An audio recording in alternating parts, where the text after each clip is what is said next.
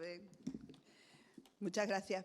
Tengo que corregirte algo. No es la segunda parte, es la parte complementaria, pero no es segunda parte. Así que si estuvisteis el viernes, pues vais a escuchar algunas cosas repetidas. Y los que no estuvisteis tenéis la oportunidad de escuchar esto. Pues efectivamente, seguro que muchos de vosotros me conocéis, o algunos de vosotros.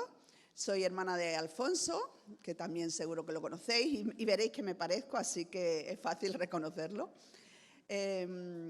Soy integradora social y soy mediadora, trabajo en terapia de familia fundamentalmente, y también trabajo en la Asociación Redime, como dice Rubén. La Asociación Redime, este año cumplimos 20 años de funcionamiento. Trabajamos con personas adultas que fueron víctimas de abuso sexual en la infancia o en la adolescencia, y trabajamos con grupos de ayuda mutua, trabajamos también con atención personalizada, trabajamos con un programa de prevención que vamos a colegios e institutos para dar herramientas a los niños para hacer frente al abuso sexual, porque es un problema realmente grave.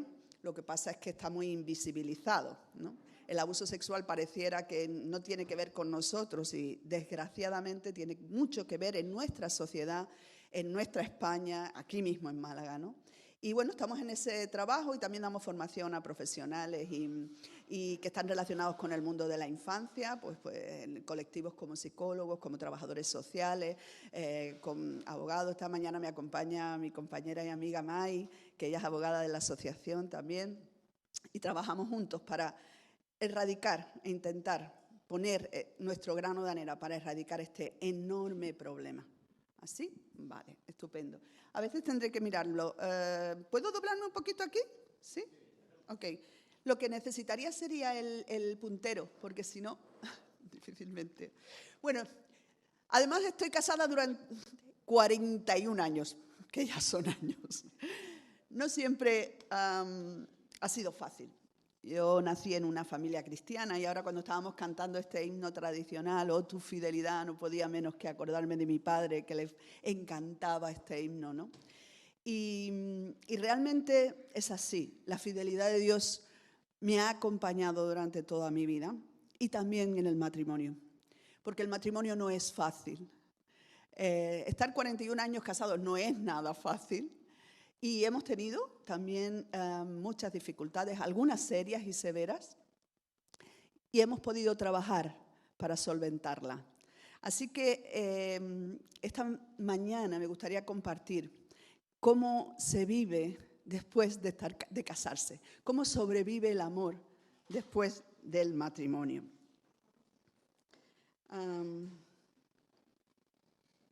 Esta es la pregunta. ¿Qué pasa con el amor cuando nos casamos? Vivimos en una sociedad en la que el enamoramiento parece que es lo que construye la familia, lo que construye la pareja, ¿no?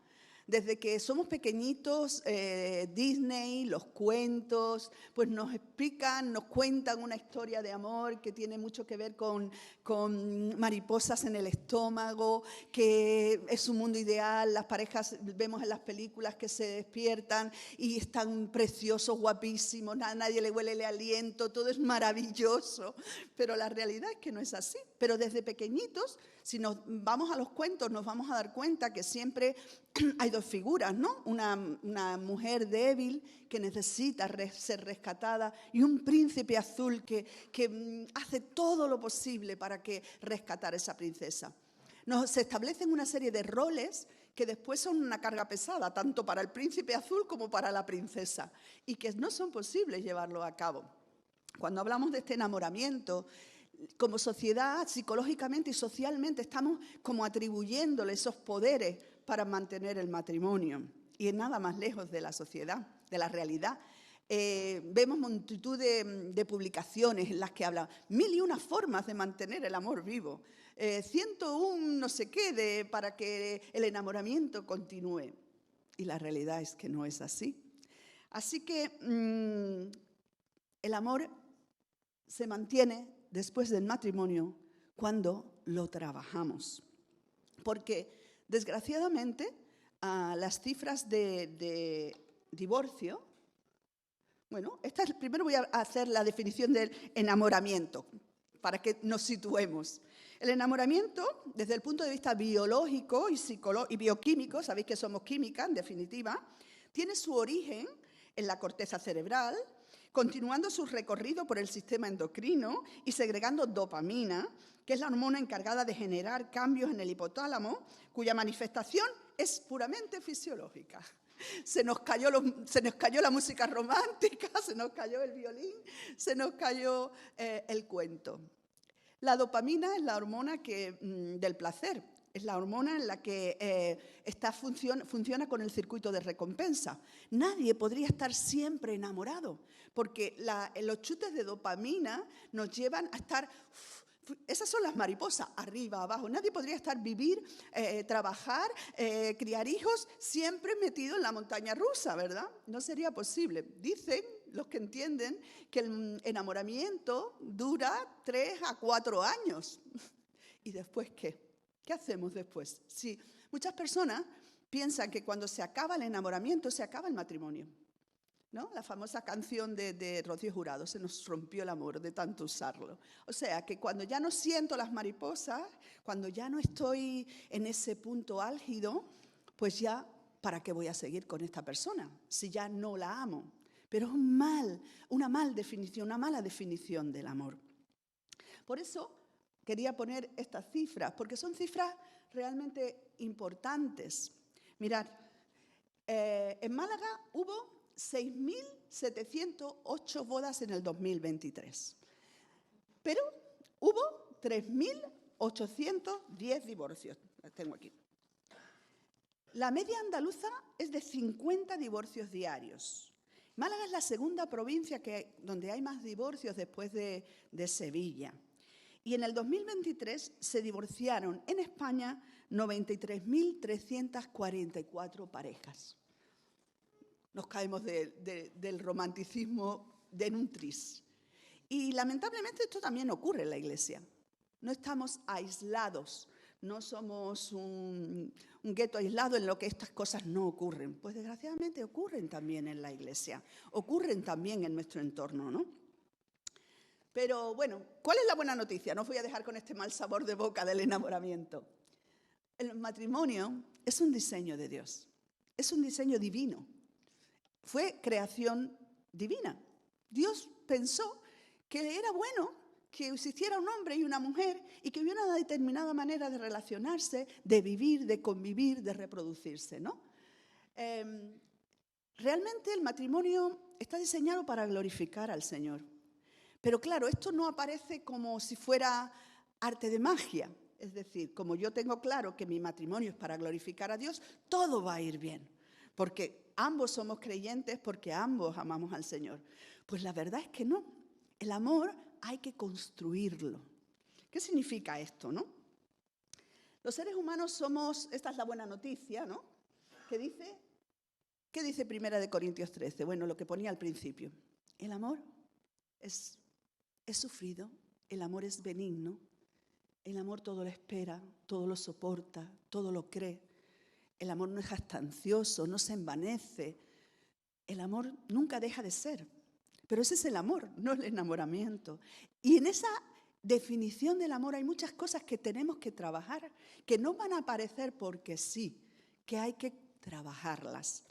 Y los seres humanos, aquí en Mateo 19:5, nos dice cuál es Jesús, hablando del matrimonio, nos habla de 3 conceptos que tenemos que tener. Por una parte dice, el hombre dejará a su padre y a su madre, es decir, hay un corte, una separación. ¿Qué más? Se unirá, ¿no?, a su mujer, es decir, creará una propia familia nuclear y serán una sola carne y habrá intimidad. Estos 3 conceptos tienen que estar en un matrimonio que pueda empezar bien y pueda funcionar. Dejar, unir, ¿vale? Y ser una sola carne. 3 elementos fundamentales para que el matrimonio pueda funcionar. El matrimonio cristiano y el matrimonio que no sea cristiano también, porque si no, estos son reglas universales, porque el Señor no hablaba solamente para los que querían seguirle, sino para todo el mundo, ¿verdad? Los seres humanos somos dependientes por naturaleza. Cuando nacemos, dependemos de los demás, ¿o no? Pues cuando nacen los animalitos, la mayor parte de los mamíferos, enseguida que nacen, tiran para adelante, ¿no? Yo siempre me sorprende porque tú ves un elefante, ¿no? Que nace, que es difícil un parto de un elefante. Y después cuando nace, se queda ahí un ratito, pero se levanta, empieza a andar, empieza a seguirse, su mamá sigue con todos, ¿no? Una cebra, una gacela. Enseguida empiezan a andar. Los seres humanos no. Los seres humanos nacemos inmaduros, nuestro córtex no está maduro. Entonces necesitamos que alguien nos dé de comer, necesitamos que alguien nos vista, necesitamos que alguien nos enseñe a hablar, necesitamos que alguien nos enseñe a caminar. Somos seres dependientes, efectivamente. ¿Y qué pasa? Pero para que un matrimonio sea sano necesitamos transicionar de esa dependencia a la interdependencia. ¿Y qué es la interdependencia? Bueno, para que haya interdependencia necesitamos dos cosas. Por una parte, necesitamos tener capacidad de autonomía. Es decir, estoy bien a solas conmigo misma. Muchas personas cuando acaban una relación, ¿sabes qué pasa? Que van continuamente a buscar otra. Y van de una relación a otra y saltamos de una relación a otra como si eso fuera la solución. Pero es que el tema es que no sabemos estar bien con nosotros mismos. No estamos a gusto con nosotros mismos y, por tanto, no queremos vernos a solas. Pero para que una pareja funcione, tenemos que tener esa capacidad de autonomía. Estoy bien conmigo mismo. Y también una capacidad de intimidad. Es decir, estoy bien, estoy tranquila, estoy a gusto con los demás y, por tanto, puedo crear una confianza afectiva. ¿Qué pasa? Que a veces, si fallamos en una de estas dos, pues la relación no funcionará. Cuando tenemos carencias, me gusta esta frase de Anum Matsukani, un famoso psicólogo, dice, cuando tenemos carencias, elegimos personas compatibles con esas carencias. Y podríamos pensar que eso es bueno, ¿no? Si yo tengo una carencia pues, y elijo otra persona que no tiene esa carencia, pues que es compatible, pues eso es bueno. Pero eso no es sano. ¿Por qué? Porque eso me mantiene en mi propia carencia. Hay falta de crecimiento personal, ¿no? Como cristianos muchas veces malinterpretamos algunos textos en la Biblia, ¿no? Y yo creo que uno de los textos que quizás más daño nos han hecho es este texto que dice que todas las cosas han sido hechas nuevas, ¿no? Y pensamos que significa convertirnos, cierro esto y aparece un mundo nuevo, una página en blanco. El texto realmente, los que conocen el griego, los doctos, dicen que lo que quiere decir es que todas las cosas están siendo hechas nuevas. Es decir, un presente continuo. Los de habla inglesa saben que existe esa forma gramatical, ¿verdad? En griego también. Están siendo hechas. En nuestro español no existe, en nuestro castellano. Es decir, es un presente, pero es un continuo. Está hecho, pero se está haciendo, ¿no? El ya, pero todavía no. Y eso es fundamental a la hora de entender que porque nos hayamos convertido, le hayamos dado nuestra vida al Señor, empezamos una nueva vida, pero esa nueva vida se tiene que construir también. Tenemos la ayuda inestimable del Espíritu Santo, pero por arte de magia no desapareció todo. Y esas carencias tienen mucho, mucho que ver, esas carencias que hablamos, con nuestro estilo de apego. Es decir, aquí nadie ha nacido por espora. No somos hongos, que de pronto nacemos como esporas. Todos tenemos un contexto. Hemos nacido en un hogar, en una casa, donde hemos tenido un padre, donde hemos tenido una madre, donde la familia se ha comportado de una determinada manera. Eso lo tenemos integrado. No es algo que podamos despegarnos así. Es más, a veces cuando no queremos tener esos patrones hacemos el antipatrón, nos vamos al opuesto, pero en cualquiera de los casos estamos viviendo en función de, no somos nosotros. ¿Qué necesita un niño para crecer sano? Pues necesita 3 elementos fundamentales. Necesita seguridad, necesita aceptación y necesita afecto. Necesita sentirse seguro, porque los niños no podemos vivir sin nuestros padres, no podemos vivir, nos dejan ahí, pues allá que nos quedamos y nos morimos. Necesitamos saber que donde estamos seguros. Necesitamos tener esa capacidad de ser aceptados como somos. Si eres más disruptivo, si eres menos, si eres más nervioso, si eres más tranquila. Necesitamos ser aceptados como somos. Y necesitamos el afecto, necesitamos esas muestras de cariño, esa expresión del cariño. Pero ¿qué pasa? Que a veces esto no funciona. Y fundamentalmente a veces se falla mucho en la seguridad, que es lo que llamamos el apego. ¿Qué es el apego? El apego no es el cariño, es la seguridad. Y existen varios tipos de apego. El apego seguro, donde tú creces en un hogar donde tus padres y tu madre están... Siempre hablamos de padre o madre o figuras representantes, es decir, pues si no ha sido tu padre o tu madre, pues habrá sido una abuela, habrá sido alguien que signifique para ti algo en esa primera etapa de tu vida, ¿no? Figuras de apego. Y cuando tenemos un apego seguro es cuando esas figuras están cercanas a nosotros, están para responder a nuestras necesidades. Son firmes, pero a la vez son flexibles. Pueden compartir sus emociones. ¿Cómo creceremos cuando tenemos este hogar? Pues seremos personas cálidas, seremos personas estables y tendremos relaciones familiares satisfactorias. Existe un elemento fundamental. En la infancia nosotros tenemos esas primeras relaciones íntimas que tienen que ver con nuestros padres. Como sean ese tipo de relaciones íntimas, después las volcaremos en las otras relaciones íntimas que tendremos, que fundamentalmente será la pareja. Y después, si no hemos tenido, bueno, como dice Arun, me gusta que si encuentras una persona que tiene un apego seguro, cásate con ella porque vas a tener una buena vida. Pero si tenemos un apego inseguro, es decir, no tenemos esa estabilidad emocional porque nuestros padres no están regulados, porque no podemos olvidar que los niños se regulan con padres regulados. Yo no puedo decirle a mi hijo, ¡ah, no grites, que no grites! Y yo estoy gritando. Yo no puedo decirle a mi hijo, estás todo el día con el móvil, cuando a mí no se me cae el móvil de la mano. Es decir, si yo no sé regularme, difícilmente mi hijo se va a poder regular, porque existe un concepto que se llama mentalización. Los niños mentalizan con los adultos, sobre todo con los adultos de referencia. Hay un experimento súper chulo que hay un bebé y está su mamá y está hablándole y el bebé está sonriendo y mi niño bonito, y el bebé está con una sonrisa jugando y tal. Y de pronto hace así y cuando se levanta está seria la madre. No hace nada ni dice nada. Y el bebé empieza,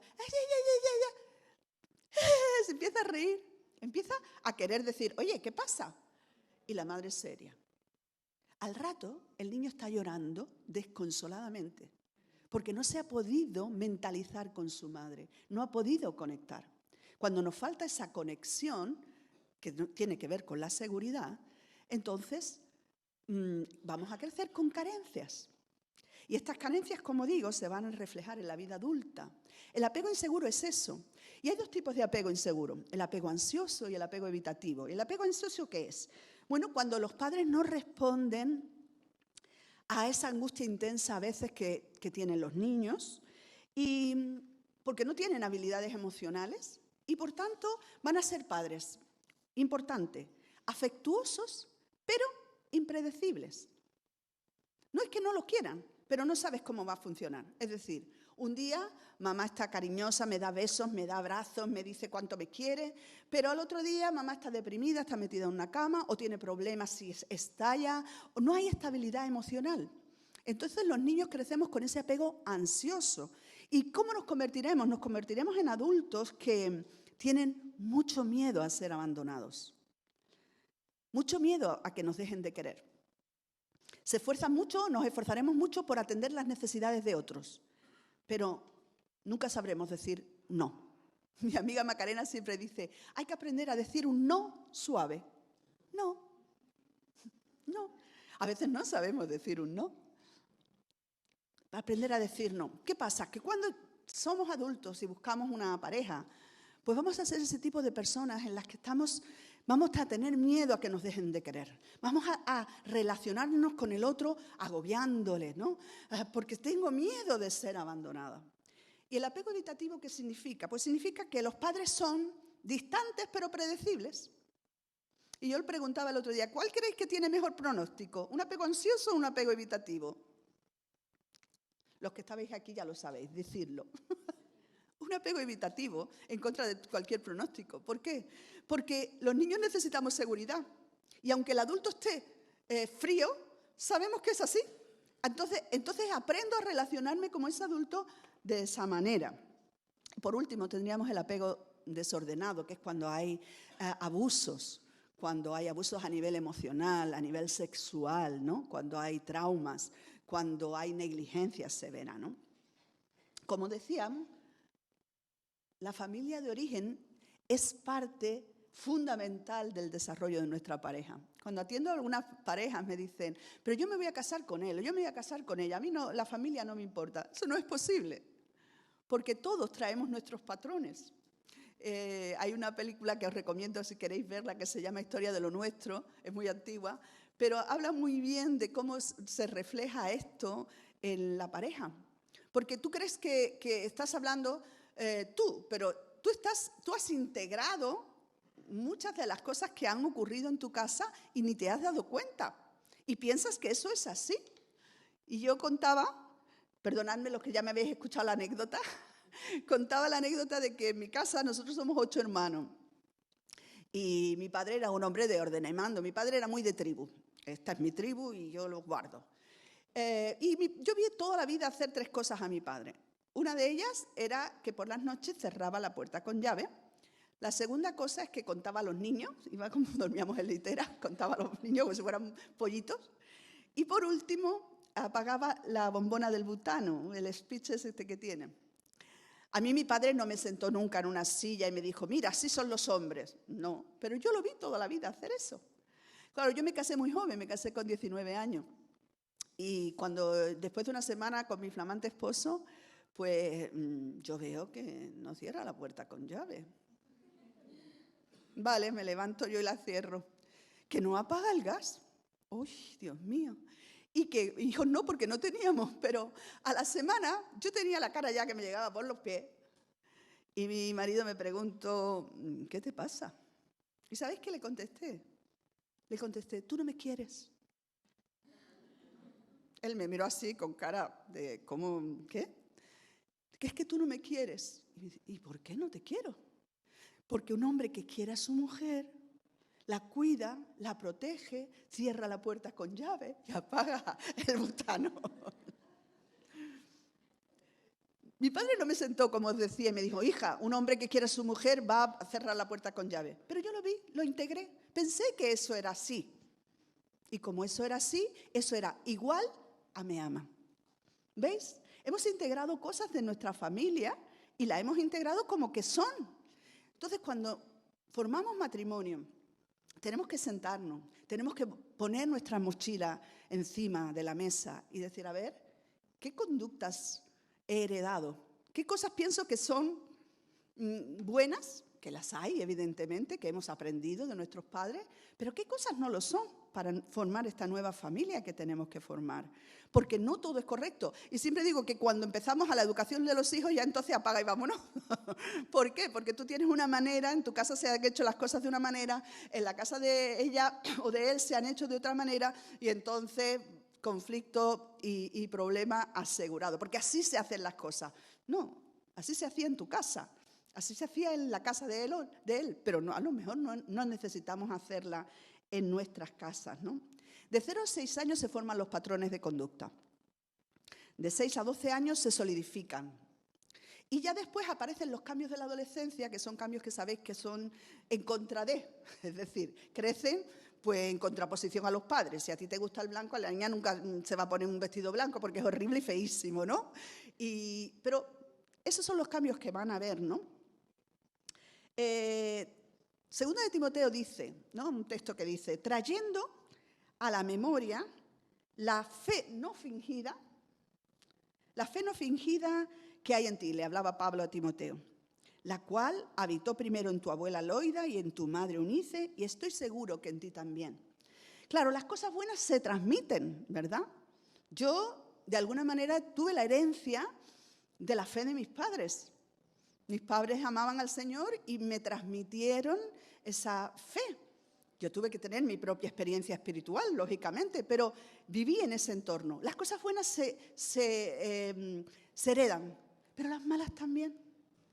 Y a veces no distinguimos esto, y cuando venimos al matrimonio, esto es puro conflicto, ¿no?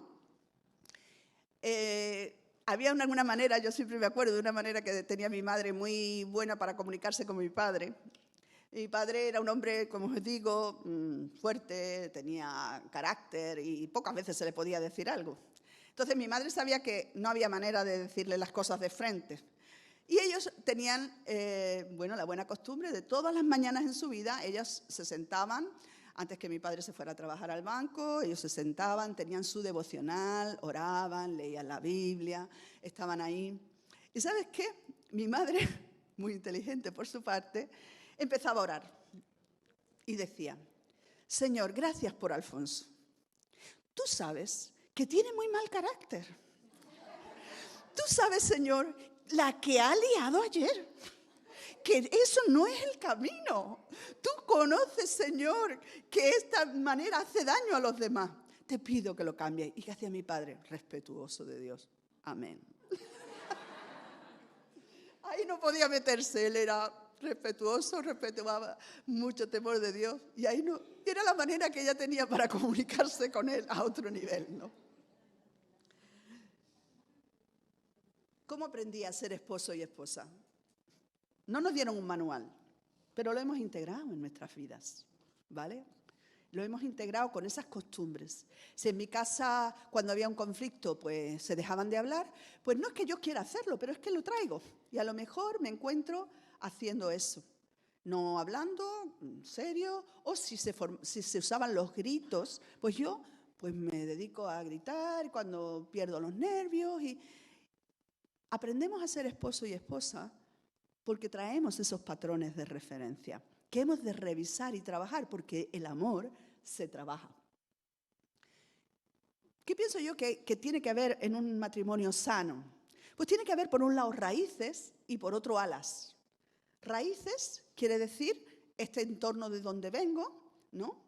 En sacar estas cosas buenas, esta familia de origen, estas cosas buenas que me han ayudado, pero por otra parte necesito volar. No puedo tener esa dependencia de mi familia. Hay muchas parejas que fracasan porque tienen una enorme dependencia con los padres, ¿no? Y esto no es sano. Necesitamos, como decíamos antes, dejar, unir y ser una sola carne.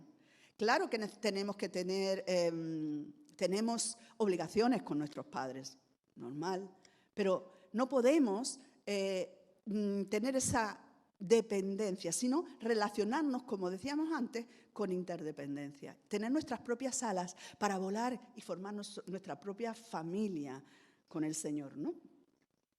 Existen dos tipos de relaciones: las relaciones horizontales y las relaciones verticales. En las relaciones horizontales el poder está repartido y en las relaciones verticales el poder está desequilibrado. Cuando hablo de poder, ¿qué quiero decir? Quiero decir toma de decisiones, control, responsabilidades, cuidar y ser cuidado, proveer y ser provisto. No podemos confundirlo con funciones. Las parejas tenemos diferentes funciones porque unos se quieren dedicar a un asunto y otros se quieren dedicar a otro. A veces las mamás se dedican al cuidado de sus hijos y la casa, y es perfectamente honorable. O a veces tienen que trabajar y el papá tiene que estar más en la casa. Yo no estoy hablando de funciones, estoy hablando de poder. Porque las relaciones de amor no son relaciones de poder. Jesús mismo dice, ¿verdad? Ya no os llamaré más siervos. Jesús quiere tener una relación con nosotros de ahora os voy a llamar amigos. Establece otro tipo de relación con nosotros. Ya no es la relación de Dios arriba, el velo, un sacerdote que puede pasar. Ahora Dios se ha acercado. Y es más, nos dice Dios, Jesús, ahora te voy a llamar mi amigo. Bueno, es un tipo de relación de amor. No es una relación en la que obedecemos por obligación, sino porque obedezco por no fallar. Obedezco porque amo. Dice la Biblia, el que ama no peca. Y a veces ese versículo lo queremos obviar. Estamos siempre pecando. Pero el que ama no peca. ¿Por qué? Porque el que ama no quiere ofender a la persona amada. Y a veces te equivocas, claro, faltaría más, todos somos humanos. Pero si me equivoco, pido perdón, como dice. Dice, el que ama no peca. Y si pecamos, abogado tenemos para con el Padre, a Jesucristo el justo. Si pecas. Pero eso no puede ser lo normal, ¿no? Y en las relaciones de pareja, yo no tengo que obedecer al otro. Yo tengo que agradar al otro porque le amo. Y no quiero ofenderle. Quiero vivir con él porque le amo. Figuraros si sería, oye, es que no voy a pecar porque tengo la obligación. Porque un día firmé y dije que tenga la obligación. Tengo la obligación desde el amor. Desde el amor. Ok. Vamos al tema crucial. ¿Cómo se resuelven los conflictos? Porque seamos cristianos no dejamos de tener conflictos, ¿no? Tenemos conflictos en todas las áreas. A veces tenemos muchos conflictos en la propia iglesia, desgraciadamente. Pero bueno, desgraciadamente no. Si enfocamos bien el conflicto, podemos sacar mucho de esos conflictos, porque los conflictos son oportunidades para el cambio. Y en el matrimonio hay conflictos. Hay conflictos. Yo tenía una pareja y siempre me decía eso, ¿no? Me decía, es que yo no quiero tener conflicto. Y yo digo, bueno, pues vete a los mundos de Disney. Ahí no tienes conflicto. Ahí está todo el día el violín sonando y las parejas bailando. Conflictos tenemos. Es consustancial al ser humano. Tú pones una persona distinta de otra y con lo que estamos viendo, con orígenes diferentes, y a la fuerza vamos a tener conflictos. Pero el asunto no es no tener conflictos, sino cómo solucionamos esos conflictos, ¿no? ¿Qué no da resultado? No da resultado el silencio. Si yo tengo un conflicto, me callo, pongo distancia, me paso 10 días sin hablar y punto. ¿Eso soluciona el conflicto? Pues no. ¿Qué da resultado? ¿Da resultado ceder? ¿Uno gana y otro pierde?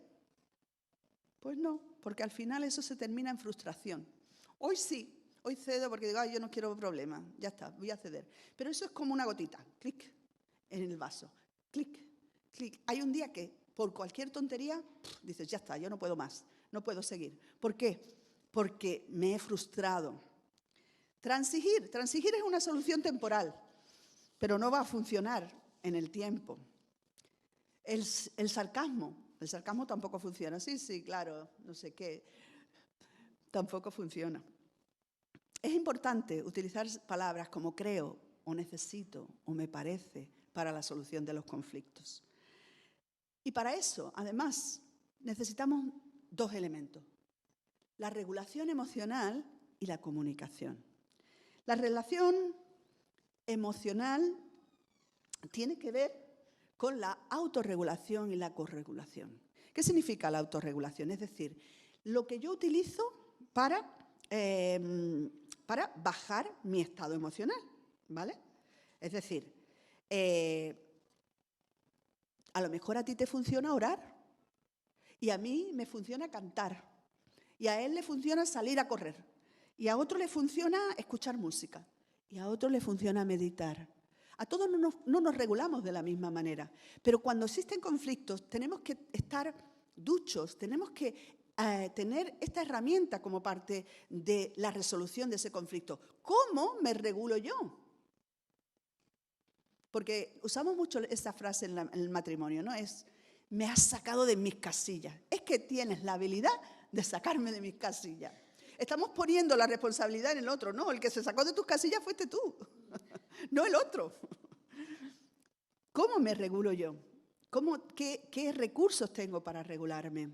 Y después también la corregulación, es decir, ¿cómo me regulo con los demás? ¿Qué hago para encontrarme mejor? Y yo decía que a veces, pues las mujeres, pues yo qué sé, las mujeres, lo digo en general, ¿no? Son tópicos, pero que a veces responden a la realidad. Pues a lo mejor a mí me funciona mucho llamar a mi amiga Mai, contarle todo lo que ha pasado y que me diga, ay, vale, de verdad, no sé qué, y me quedo en la gloria.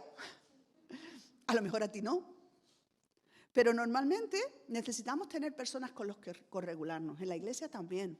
Buscar hermanos, personas de confianza, a los que yo puedo contarle algo, ¿no? ¿A todo el mundo le voy a contar mis historias? Pues no, claro que no. Pero buscar esas personas de confianza con las que yo puedo bajar mi tensión emocional. Y después algo fundamental en todas las parejas, la comunicación, ¿no? La comunicación puede ser, como decía, agresiva, pasiva, agresiva, pasiva o asertiva. La comunicación agresiva pues es fácil de entender, ¿no? La que responde con gritos, con aquí me impongo yo, con... La comunicación pasiva es la que evade. Vale, sí, bueno, ya está, como si no pasara nada. Y después la comunicación asertiva, que es decir, voy a defender mi derecho sin atacarte a ti. Esto es complejo, no es fácil, no nos han educado en esto. Nos han educado a imponernos o a retroceder. El cerebro funciona de dos maneras, modo lucha o modo huida. Pero necesitamos aprender, enseñar a nuestro cerebro a comunicarnos de una manera más saludable, que es esa manera asertiva en la que yo voy a defender lo que pienso. ¿Cómo? Con creo, me parece, yo siento. Y no te ataco, porque si te ataco tú te vas a defender. Eso es así aquí y en todos lados, ¿no? Así que aprender a comunicarnos sanamente va a funcionar muy bien. Y dice el texto, que seguro que lo leéis mejor que yo aquí. Dice, eso. ¿Qué tenía que hacer? ¿Sea pronto para qué? ¿Todos los hombres sean pronto para qué? ¿Tardos para? Y para airarse. O sea, ¿cuál es el elemento fundamental en la comunicación? Oír, escuchar. Ese es el elemento fundamental en la comunicación. Pensamos que el elemento fundamental en la comunicación es hablar. No, el elemento fundamental en la comunicación es escuchar. Cuando yo escucho activamente, esa escucha activa, que lo hacía Jesús, ¿verdad?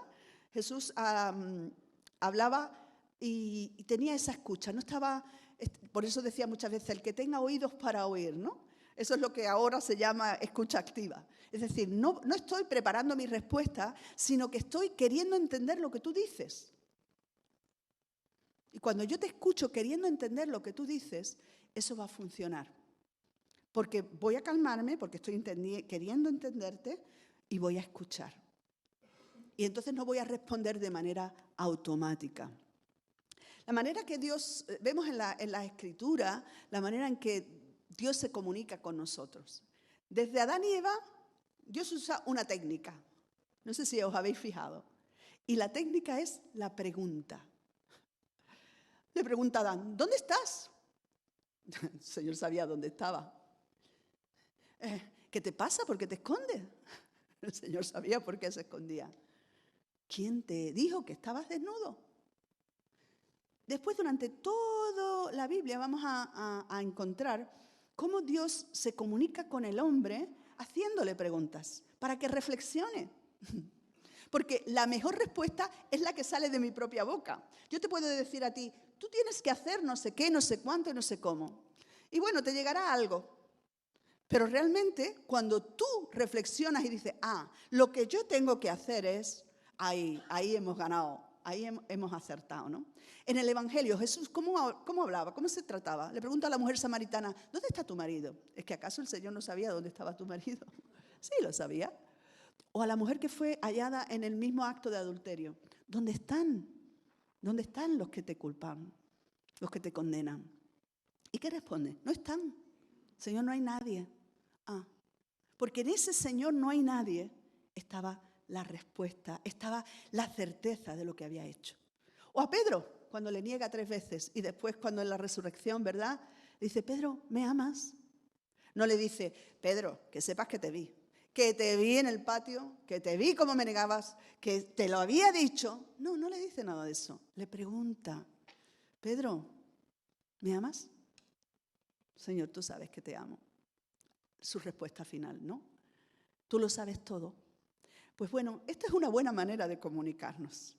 Porque a veces damos por sentado, porque interpretamos lo que el otro dice. Cada uno tiene su lenguaje, ¿verdad? El que sabe música coge un pentagrama y sabe que un cerito así, un circulito negro con una tal, es una corchea, una semicorchea. Pero si tú no sabes música, tú vas a ver pues un dibujito.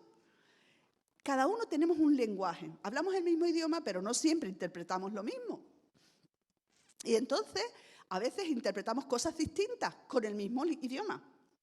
Porque tenemos digamos, una raíz diferente. Entonces, es muy importante en la comunicación la pregunta, ¿qué quieres decir con esto? Lo que quieres decir es, mira, eso es fantástico, porque te va a situar en un punto donde vas a escuchar lo que el otro quiere decir. Yo les contaba una anécdota que me parece muy graciosa porque de la comunicación, y es que teníamos unos misioneros costarricenses que llegaron a Madrid y él decía, nuestro primer contacto con la cultura española fue tremendo. Sí, terrible. ¿Por qué? Dice, porque nosotros bajamos del avión y cuando salimos del aeropuerto veo un cartel así enorme con un bebé y dice, culito seco, culito feliz. Para ellos, esa palabra era una palabrota de las gordas y grandes. Y aquí, pues, era hasta cariñosa, ¿verdad? Lo ponía el eslogan porque era una palabra cariñosa. Hablamos el mismo idioma, pero no interpretamos lo mismo. No des por sentado que lo que te está diciendo es lo que tú has interpretado. Tenemos que secuenciar nuestra onda. Y para eso a veces funciona muy bien el creo, el necesito, me parece y el preguntar. Lo que quieres decir es, ¿qué es lo que has querido decir cuando me has dicho esto? Eso va a llenar mucho la comunicación. Y por supuesto, otra parte fundamental del matrimonio es la sexualidad, ¿verdad? La palabra amor en griego tiene 3 acepciones, el eros, que es la parte de placer, la parte sexual, la parte filia, es otra de las maneras de nombrar el amor en el griego, que tiene que ver con la amistad, y por último, la parte, el ágape, el compartir, la admiración por el otro. La sexualidad no está entre las piernas, está entre las orejas. La sexualidad no es genitalidad. La sexualidad funciona en nuestro cerebro. Y a veces, en nuestros días, y es un tema que tenemos que hablarlo con sinceridad, la pornografía está haciendo mucho daño en nuestra sociedad. Y no estamos la Iglesia ajenos a esto. La pornografía es la ciencia ficción del sexo. Y habla de una relación en la que se cosifica a la mujer y en la que la violencia está erotizada. Pero eso no es el diseño divino. Ahora estamos a un clic. Nosotros estamos trabajando en las escuelas y institutos, sobre todo, con el tema del acceso de los menores a la pornografía, porque está siendo un problema enorme, porque el regalo estrella de los niños en la comunión es un móvil con acceso a Internet. Sí, los niños tienen una sala X en su dormitorio y el daño que esto está produciendo, porque produce una distorsión de la sexualidad total y absoluta. Y al final ellos piensan, cuando no tienen educación sexual, que eso es lo normal. Por eso en la Iglesia, y me atrevo a decirlo así, en la Iglesia necesitamos hablar de esto. Necesitamos hablar de esto con nuestros jóvenes, con nuestros niños. Educar sexualmente no es pervertir, es darle herramientas adecuadas a su edad, porque el mundo está ahí. O sea, no vivimos en una burbuja, ¿vale? Y si tú como padre o madre no educas a tus hijos, o como iglesia, como comunidad responsable, no educamos a nuestros chicos en una educación sexual correcta, van a tener muchos problemas. Y a veces los adultos también tenemos estos problemas. A veces los adultos también tenemos estas situaciones y necesitamos trabajarlas, no obviarlas, no meterlas debajo del papel y decir, no, aquí no pasa nada, nosotros ya, esto no tiene que ver con nosotros, porque tiene que ver. Y os lo digo desde la verdad y desde el conocimiento. Lo hay. Es un problema, la pornografía crea mucha adicción porque mueve la dopamina, como decíamos antes, y la dopamina mueve todo el circuito adictivo. Así que es fácil engancharse a la pornografía y produce una enorme distorsión de la vida sexual diseñada por Dios. El Señor podía haber diseñado tener hijos de otra manera. Nos mirásemos a los ojos y tuviéramos hijos. Pues Pues sí, podría ser, ¿no? Yo te miro, tú me miras, ¡pum! Pero no fue así. Él creó todo un ritual, ¿no?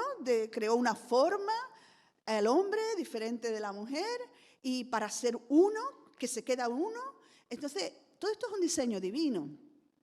Y tenemos que respetar ese diseño divino y tenemos que educar en ese diseño divino, igual que educamos en otras cosas, ¿no?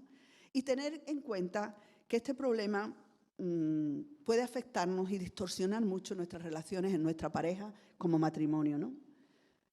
La importancia de la relación íntima en la pareja es porque pues el tema de la unidad, ¿no? Nos une. Y no es que la sexualidad no produce, el sexo no produce armonía, pero la mantiene la armonía, aunque no la produce. O sea, si tú no estás bien con tu pareja, con tu esposo, con tu esposa, no va a producir la armonía el sexo. Pero si estás bien, va a mantener esa armonía para el disfrute, claramente, para la procreación y también para la autoconfianza. El diseño de Dios tiene que ver con estar bien, nos ayuda a nuestra autoestima, ¿no? Cuando la sexualidad se vive desde la carencia, como hablábamos antes en las emociones, el sexo se va a utilizar para cubrir necesidades de afecto. Y eso no es su fin. Porque, en cambio, cuando las necesidades mías de carencia están satisfechas, yo las he trabajado, entonces la sexualidad nos impulsará a conectar con el otro, nos impulsará a compaginar a la ternura, a la comprensión, al respeto, al placer y a la autoestima, ¿no? Y el último, para no cansaros, el último elemento, bueno, esto me parece importante, no tener falsas expectativas. No permitas que lo que pudiera ser arruine lo que tienes. A veces hay falsas expectativas con respecto a la vida sexual y eso nos impide disfrutar de lo que ya tenemos. Por último, bueno, este es el texto que decía, sea bendito tu manantial, hablando del hombre, y alégrate con la mujer de tu juventud. La vida sexual está en las Escrituras, no es algo que tengamos que asustarnos, es algo que tenemos que verlo, trabajarlo y sobre todo educar. Y el último elemento que no puede faltar en un matrimonio es el perdón. Sin el perdón no podemos hacer nada. El perdón nos ayuda a mantener nuestra relación día a día. Bueno, el texto famoso de Pedro, ¿no? De Pablo, no se ponga, airaos, pero no pequéis, no se ponga el sol sobre vuestro enojo. Eso es difícil a veces, ¿no? A veces nos acostamos muy enfadados y eso dificulta nuestra relación, nos separa del otro. El perdón es fundamental. A veces hay problemas más serios, otras veces son más livianos, pero a veces nos hemos hecho daño. Y en ese daño necesitamos aplicar perdón. Pero el perdón no es solamente un acto de la voluntad. Ahora vamos a explicar. Os voy a decir primero lo que dice esta Matea, que el perdón es un acto que hacemos por nosotros para no quedarnos estancados en el pasado. ¿Y qué no es perdón? Porque a veces el perdón lo tenemos un poco ahí liado. El perdón no es olvidar. Al revés, si no recuerdo que voy a perdonar. Entonces hay una frase facilita que dice, el que perdona olvida. No, eso no es verdad. Si no me da un ictus, yo no voy a olvidar lo que ha pasado. Ahora, si me da un ictus, a lo mejor y ese recuerdo está en esa parte de mi cerebro, a lo mejor ya no me acuerdo de lo que ha pasado. Pero si recuerdo, que es lo normal, puedo iniciar un proceso de perdón, pero no significa que yo he de olvidar lo que ha pasado. Tampoco significa negar lo que ha sucedido. Bueno, ya está, no ha pasado nada, bueno, no pasa nada, y seguimos como si no hubiese ocurrido nada. Perdonar tampoco significa, es más que un acto de la voluntad. Es decir, empieza con un acto de la voluntad, yo decido perdonar, pero en el momento que yo decido perdonar ya salgo por la puerta y está todo solucionado. Pues desgraciadamente no. Es un proceso. A mí me gusta hablar que el perdón es un proceso. Y en ese proceso vamos dando pasos, ¿vale? Vamos dando pasos. Empieza con un acto de la voluntad. Decido querer perdonarte. Pero necesitamos andar un camino del perdón. Tampoco es sentirse como antes de la ofensa. Cuando trabajo con parejas que ha habido daño de infidelidad o de otras cosas graves, a veces me dicen, nosotros nos gustaría estar como antes de que esto ocurriera. Vale, eso no es posible. Tenemos que quizás buscar un camino nuevo, quizás buscar una manera de relacionarnos diferentes. Pero no podemos estar como antes de la ofensa, porque la ofensa ocurrió y formará parte de mi historia vital. Yo la estoy procesando, pero no puedo estar como antes, porque sí ha ocurrido. Entonces, es como querer negarle a mi cerebro lo que sí ha pasado. Entonces, no puedo estar como antes de la ofensa, pero puedo construir un camino diferente. Por supuesto, es más que algo de superioridad moral. Yo soy más espiritual que tú y te perdono, porque a veces eso no funciona. Y no significa disculpar. Disculpar es quitar la culpa. Y no necesitamos disculpar al otro. Necesitamos que cada parte acepte su responsabilidad. Cámbialo la culpa por responsabilidad. Acepta tu responsabilidad y eso te llevará a tomar acción. Pero no le disculpes, no le quites la culpa. Si tú te has equivocado, acepta tu responsabilidad en eso y toma acción. Yo siempre digo que la culpa es como una espiral. No nos mueve del sitio y da vueltas. Pero la responsabilidad es una flecha que me indica hacia dónde yo tengo que ir. La responsabilidad me lleva a la acción. La culpa no. La culpa no me mueve de su sitio. El amor es paciente. El amor es bondadoso. El amor no es, lo leo bien, envidioso, ni jactancioso, ni grosero. No insiste en su propio camino, no es irritable ni resentido.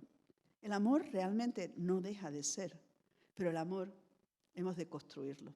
Tú y yo, con la ayuda del Señor, podemos tener matrimonios que puedan durar cuando existen estos elementos en ellos.